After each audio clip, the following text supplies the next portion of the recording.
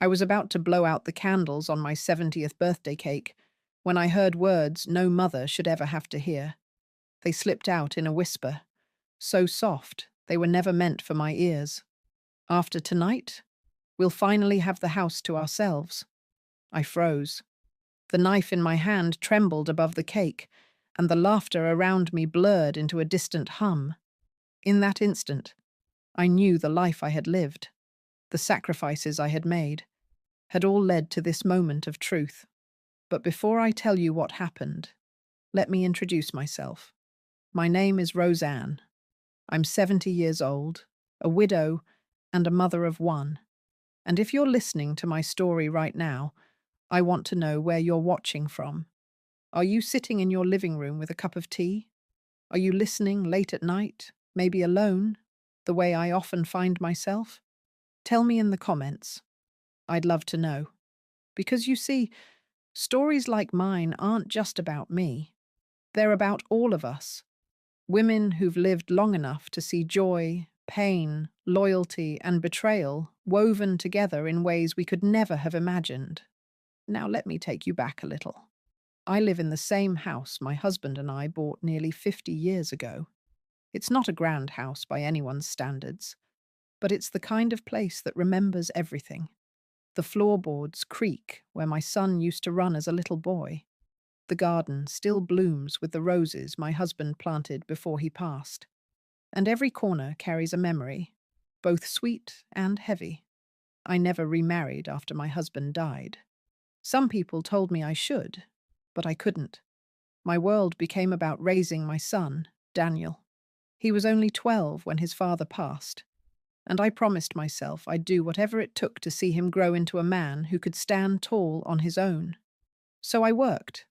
Long hours, odd jobs, whatever I could find. My hands grew stiff, my back ached, but I never complained. Every penny went to keeping Daniel fed, clothed, and educated. And when he graduated college, I remember thinking, it was worth it. Every sacrifice was worth it. Now, 70 years on this earth leaves a person with plenty of memories. Some of them shine bright, like when Daniel would bring me flowers from the yard as a little boy. Others, others weigh heavy, like the long nights when I cried myself to sleep, too exhausted to keep going, yet knowing I had no choice. And still, through it all, I held on to this home, because it was our anchor. It was the one place Daniel could always come back to. That's why, when my birthday came around, I was filled with hope. The house was warm, with relatives, neighbors, and the faint smell of candles waiting to be lit. My son and his wife, Laura, had organized the evening, or so it seemed. I watched Daniel, now a grown man, helping set the plates, while Laura moved briskly through the kitchen, her smile polished but distant. I told myself not to overthink it. Families change, marriages bring new dynamics, and sometimes warmth turns into routine. But I still expected that tonight, on my 70th birthday, there would be a little tenderness, a little recognition of the years I had poured into building this life. The moment came when everyone gathered around the table. The cake was set in front of me. Chocolate, my favorite, though I had told no one. I leaned in, ready to blow out the candles, when I heard it. A whisper. Daniel's voice so close I almost thought I had imagined it. After tonight, we'll finally have the house to ourselves. At first I thought maybe he meant the guests. Perhaps he was simply tired, eager for the house to be quiet again. But then I saw the look in Laura's eyes. She nodded, satisfied, as though something had been settled. That's when my hand froze. The knife hovered over the cake, the wax dripping from the candles. But I couldn't move. A chill swept over me, deeper than the arthritis in my bones, sharper than any pain I had known. They thought I wouldn't hear. They thought my age had dulled my senses. But in that moment, I heard them clearly, and I understood. I smiled, steadying my hand, and blew out the candles while everyone clapped. Yet inside, something had shifted. My birthday had become more than a celebration. It had become a turning point, because they didn't know what I had already prepared for them. The applause faded, and I cut the cake with hands steadier than I felt. Plates passed around, forks clinked, and laughter filled the dining room. But inside me, something had gone terribly still. That whisper wouldn't leave my ears. After tonight, we'll finally have the house to ourselves. It replayed over and over, each time cutting a little deeper. At first, I told myself I had misheard. Surely Daniel couldn't have meant it the way it sounded. Surely he hadn't been waiting for me to step aside. Or worse. But then Laura leaned close to him, her hand brushing his, and she gave him that look. A look I'd seen too many times in my life. Partnership, secrecy, something shared that excluded me. My stomach turned. I forced myself to smile as I handed out slices of cake. My niece asked if I'd made my wish when I blew out the candles. I told her I had. But the truth was, my only wish at that moment was clarity. Clarity about whether my son, my only child, had truly just wished me gone. After the cake, conversations broke off into smaller clusters. The younger ones gathered in the living room, laughing at some story on the television. The older women sat at the dining table, sipping tea. I stayed standing for a while, watching Daniel. He avoided my gaze, busying himself with the empty plates. Laura, however, didn't bother. Her eyes flicked toward me once, sharp, calculating, then moved away. I walked into the kitchen, needing air. And sure enough, a moment later, Laura followed, carrying 2 plates. She smiled politely. "Lovely party," she said, but her tone was flat, almost rehearsed. I looked at her, my voice calm. "Do you feel at home here, Laura?" She blinked, surprised. "Of course," she replied quickly, a little too quickly. "Why wouldn't I?" I smiled faintly, though my chest tightened. "I just wonder sometimes. This house carries so much history. Not everyone is comfortable with that." Her lips curved into a polite smile, but her eyes hardened. "Well, Daniel and I are making our own history now. You know how it is." I nodded slowly, but inside, her words sliced through me. Making their own history. I could hear the unspoken end of that sentence, without me in it. We stood there for a moment, the silence heavier than the clatter of dishes. Finally, she excused herself, leaving me alone with the whisper still echoing in my ears. I sank into a chair. Memories began to rise unbidden. Nights of overtime at the factory, saving every penny so Daniel could have a proper education. Meals I skipped so he never went hungry. I had given my youth, my strength, my entire heart to that boy. And now, at 70, was I nothing more than a burden in his eyes? But beneath the ache of betrayal, something else began to stir. A quiet strength. A realization. I remembered how, over the past year, there had been signs I had brushed aside. The way Laura insisted on handling the bills, though I'd always done it. The whispered conversations that stopped when I entered the room. The suggestions, subtle at first, that maybe the house was too much for me now. I thought of one evening just a month earlier. I had mentioned to Daniel that the roof needed repairs. His reply had been sharp, almost impatient. "Mum, you should really think about downsizing.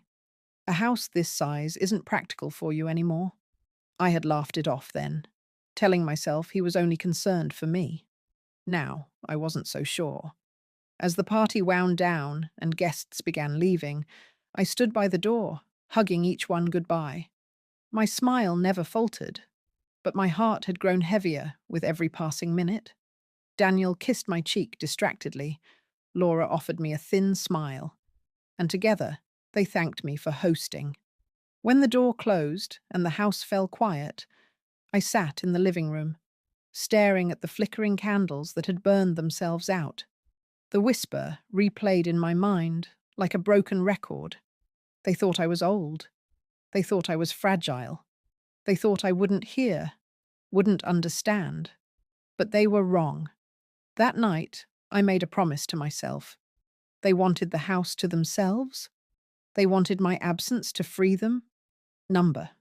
Not yet. Because while they had their whispers, I had something else. I had already begun preparing something they could never have imagined. That night, after the guests had gone and the house was quiet, I sat alone with a pot of tea growing cold beside me. I stared at the empty chairs in the dining room, and the silence pressed down on me like a heavy quilt. I thought about how we had gotten here, how a boy I once carried in my arms could whisper such words about me. When Daniel was 12, his father passed away suddenly from a heart attack. I still remember the phone call from the hospital, the way the receiver nearly slipped from my hand. One minute I was a wife and a mother, and the next I was a widow, clutching my boy as he cried into my chest. From that day forward, my life became about survival. I took whatever work I could find. Sewing for neighbors, cleaning houses, even working nights at a factory where the machines roared louder than my thoughts. My hands grew rough, my knees ached, but I pressed on.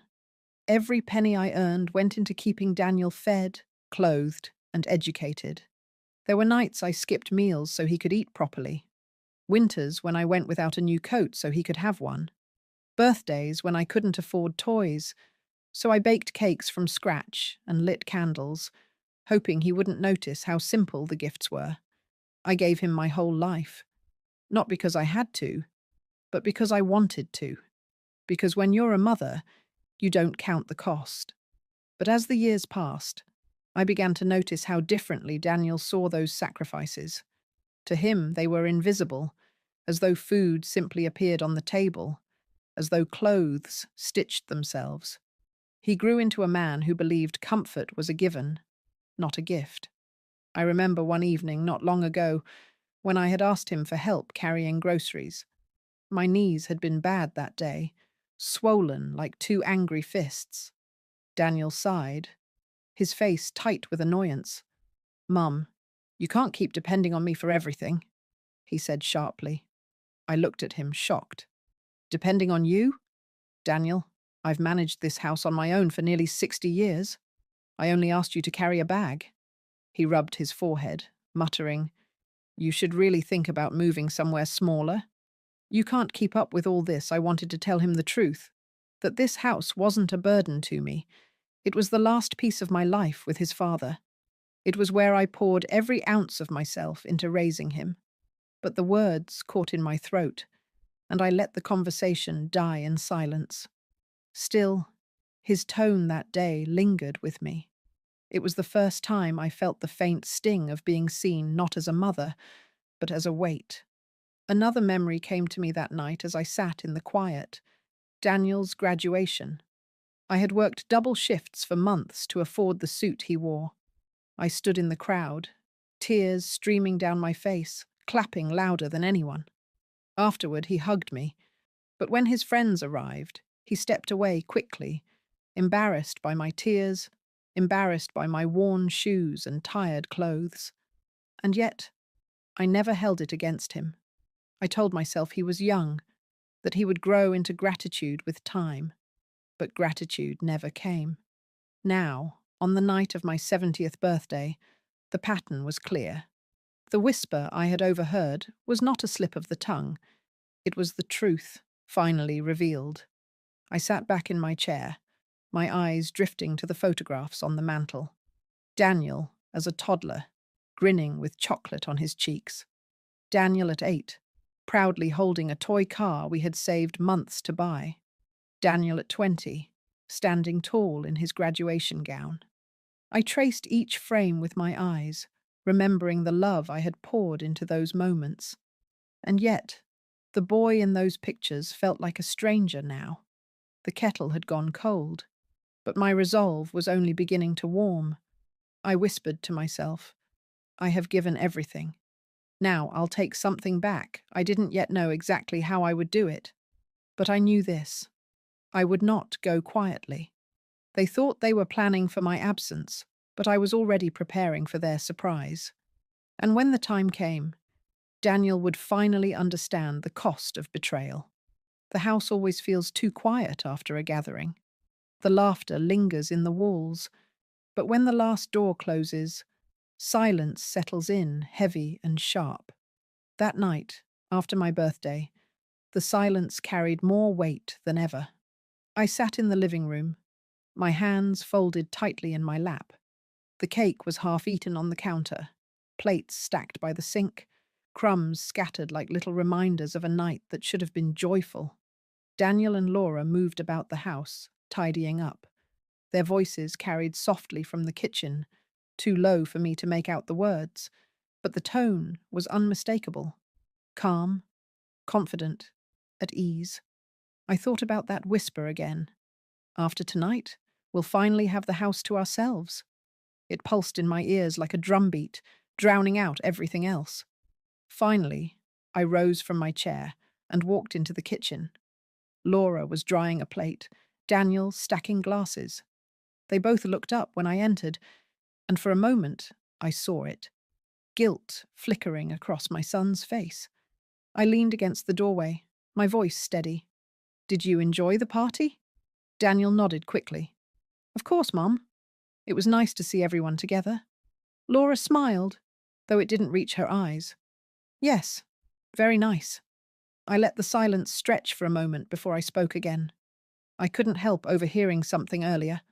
Daniel's shoulders stiffened. "Oh? What do you mean?" I looked straight at him. "You said, after tonight, you'd finally have the house to yourselves." The air thickened instantly. Daniel's eyes darted to Laura, whose smile faltered for the briefest second. "You must have misheard," Daniel said quickly, too quickly. "I was just talking about the guests leaving. You know how crowded it gets." I tilted my head. "Is that so?" Funny, because the way Laura nodded made it sound like something else entirely. Laura set the plate down a little too hard. "Roseanne, you're reading too much into things. You're tired. It was a long night." Her tone was clipped, almost patronizing. I felt heat rise in my chest, but I forced myself to stay calm. "I may be 70, I said softly, "but my ears work just fine. And I know when I'm being talked about." Daniel stepped forward, his hands raised slightly, as though to soothe me. "Mum, please, let's not turn this into something it isn't. You've always misunderstood things when you're emotional." Those words stung more than I expected. Misunderstood. That had become their shield, hadn't it? A way to make me doubt myself, to paint me as fragile, confused, easily mistaken. I straightened, my voice sharper now. "Do not dismiss me, Daniel. Not tonight. Not after everything I've done for you." His mouth opened, then closed again. Laura crossed her arms, her jaw tight, eyes fixed on the floor. The silence stretched, thick and uncomfortable, until finally Daniel muttered, "We'll talk about this another time." I held his gaze. "No, we'll talk about it now." For a moment, no one moved. Then Laura reached for his arm. "Come on, Daniel," she said softly, almost urging. "Leave it. She's just tired." And just like that, they turned, retreating down the hall, leaving me alone in the kitchen. But if they thought I would forget, they were wrong. I stood there, staring at the empty doorway where they had just disappeared. My heart pounded in my chest, but not from fear, from certainty. That whisper was not a slip of the tongue. Their reactions tonight had confirmed it. They wanted me gone. I walked back into the living room, lowering myself into the armchair my husband used to sit in. I let my hands rest on the worn fabric and closed my eyes. "They think I'm weak," I whispered into the silence. "They think I'm blind." But I wasn't weak, and I wasn't blind. They had no idea that while they whispered about my absence, I had already been preparing my presence in a way they could never erase. And the time was coming when they would see exactly what I meant. The next morning, sunlight poured through the lace curtains in the living room, but I felt no warmth from it. I sat at the dining table, a cup of tea cooling beside me. The events of the night before, still heavy in my chest. I knew one thing for certain. I could no longer live on assumptions or blind faith.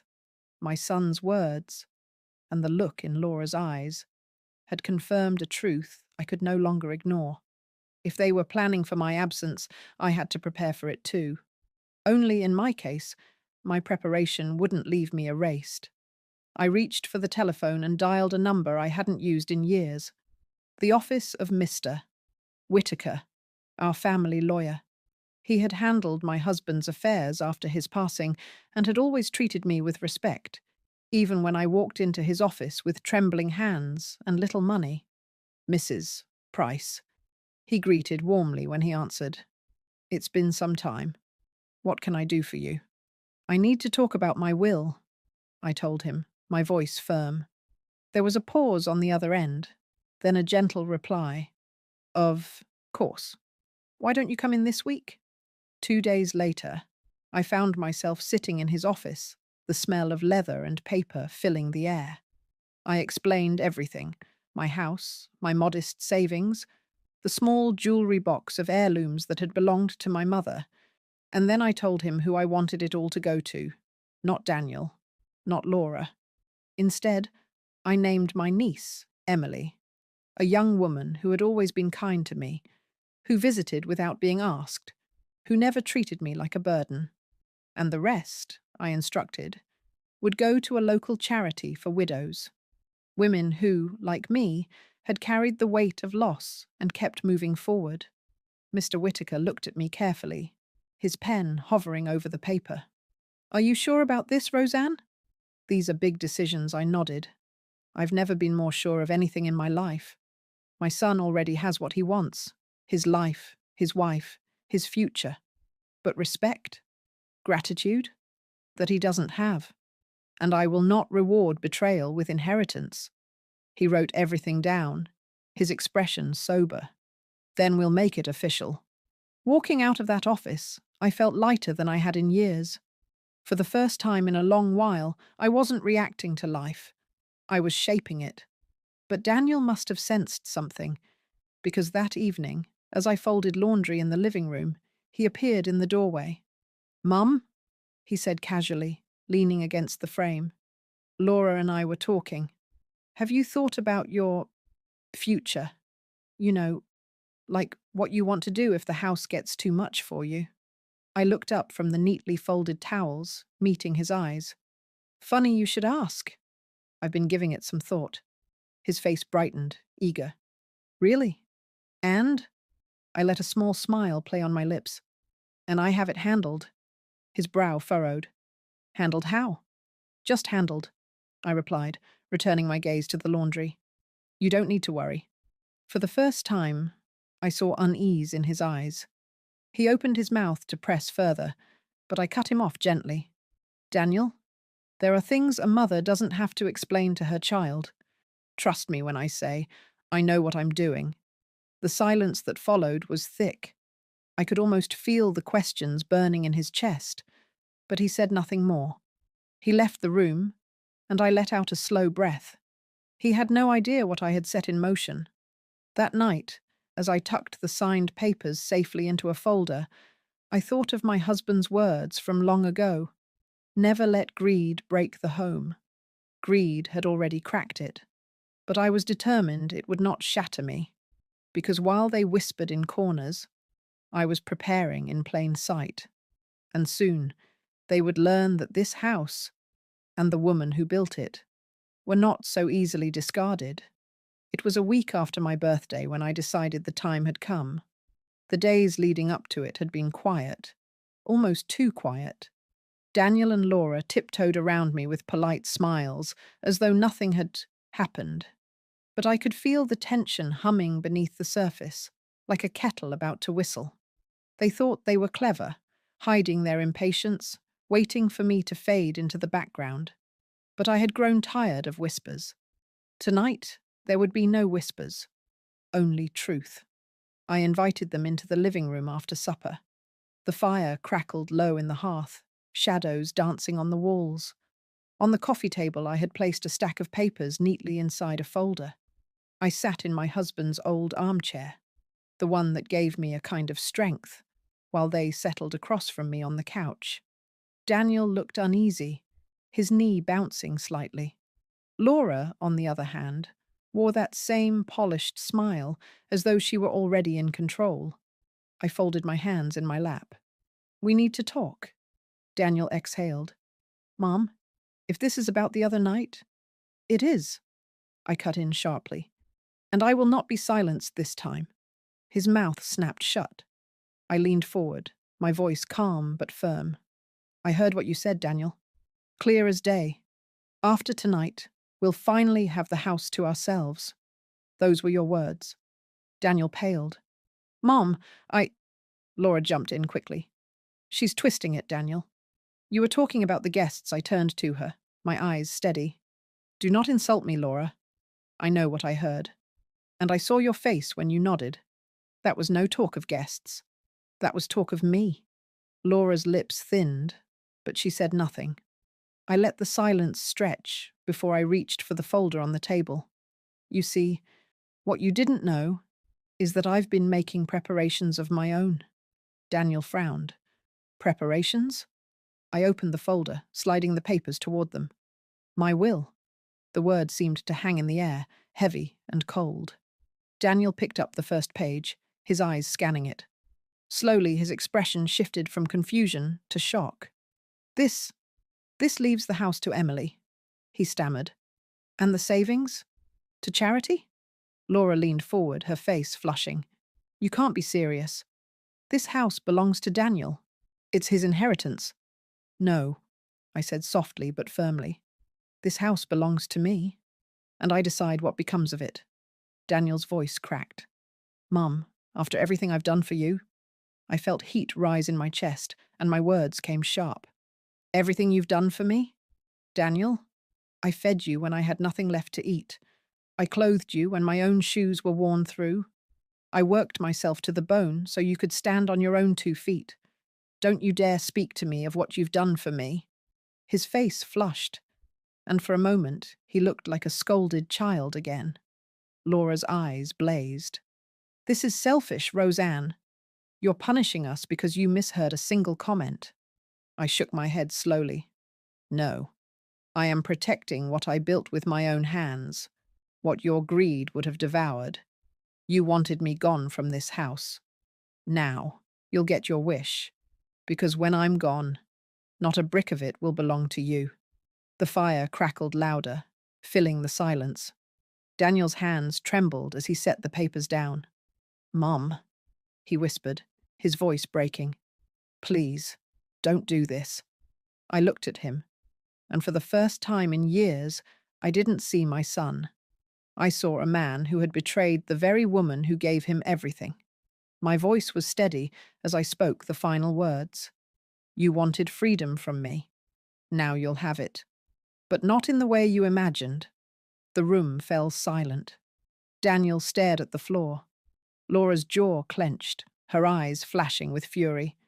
But I felt a calmness settle over me, stronger than any storm they could muster. For the first time in a long time, I had taken back control of my life. The night after I showed them the papers, the house was the quietest it had ever been. No whispered laughter from the hallway, no footsteps down the creaking stairs, no clatter of dishes in the kitchen. Just silence, the kind that wraps itself around you and makes you think about every choice you've made. I sat in my armchair, staring at the embers glowing faintly in the fireplace. My hands trembled, but not from fear this time, from release. For years, I had carried the weight of being the giving one, the forgiving one, the one who always bent so others could stand tall. And now, for the first time, I had stood firm. Daniel and Laura didn't speak to me for days. They left in a rush the morning after our confrontation, Laura barely disguising her anger, Daniel avoiding my eyes altogether. The house was still mine, but their absence felt like both a wound and a blessing. In those quiet days, I reflected on everything. How easily years of sacrifice can be forgotten. How quickly love can be overshadowed by greed. And yet I also thought of the strength that surfaces when we're forced to choose between dignity and surrender. Weeks later, Daniel returned, alone. He knocked softly on the door, and for a moment I considered not answering. But blood is blood, and even a wounded heart beats for its child. I opened the door. He stood there, his hands shoved into his pockets, his eyes downcast like a boy caught misbehaving. "Mum?" he said quietly. "Can I come in?" I stepped aside, letting him enter. He moved slowly, looking around the house as though it had changed, though every detail was the same. The photographs on the mantel, the worn rug by the fireplace, the scent of lavender polish. We sat across from each other in the living room. The silence stretched until he finally spoke. "I didn't mean it the way it sounded," he muttered. "Laura and I, we were just talking. We didn't mean to hurt you." I studied his face. For a moment, I wanted to believe him, to let those words wash away the sting of betrayal. But I remembered Laura's nod, his eager tone, the months of hints about me downsizing, moving, fading into the background. I shook my head slowly. "Daniel, there's no use pretending. You meant it. Maybe not in that exact moment, but in your heart, you meant it." He flinched, his jaw tightening. "Mum, I thought it would be easier. For everyone, for you," I corrected gently. "Not for me." His eyes glistened, but he said nothing. I leaned forward, my voice firm but calm. "A mother forgives, Daniel. I have forgiven you more times than I can count. But a mother also remembers. And betrayal like this, it doesn't disappear with a few soft words." He dropped his gaze to the floor, his shoulders slumping. "I'm still your mother," I continued. "I will always love you. But love does not mean surrender. And I will not surrender the life I built, the dignity I earned, or the respect I deserve." The words hung between us, heavy but necessary. For the first time, I saw understanding flicker in his eyes. Not full acceptance, not remorse deep enough to undo what had been done, but understanding. When he left that evening, the house was quiet again, but the silence no longer felt heavy. It felt peaceful. I sat by the fire, watching the flames dance, and thought about the women who might one day hear my story. Women who, like me, had given their lives to their families only to feel pushed aside in their later years. To you, I say this: do not let yourself be erased. Do not believe the whispers that tell you you're a burden or that your time is over. Stand firm. Speak your truth. Hold on to your dignity, because once you give it away, no one will return it to you.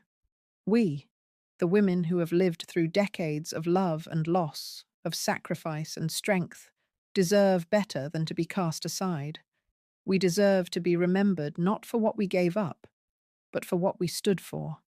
And that night, as the fire warmed my face, I knew I had finally stood for myself. The weeks that followed brought a quiet I had not known in years. Not an empty quiet, but a peaceful one, the kind that lets you breathe without waiting for the next sharp word or hidden glance.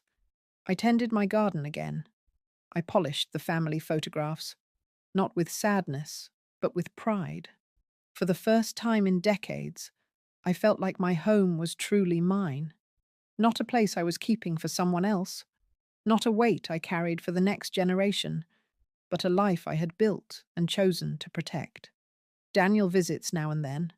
Sometimes he comes with questions in his eyes, as though searching for a door back into my trust. I open the door to him, but not my resolve. Love remains, but boundaries remain too. That balance is something I should have held long ago. And Laura? She has kept her distance. Perhaps she thinks she lost the battle.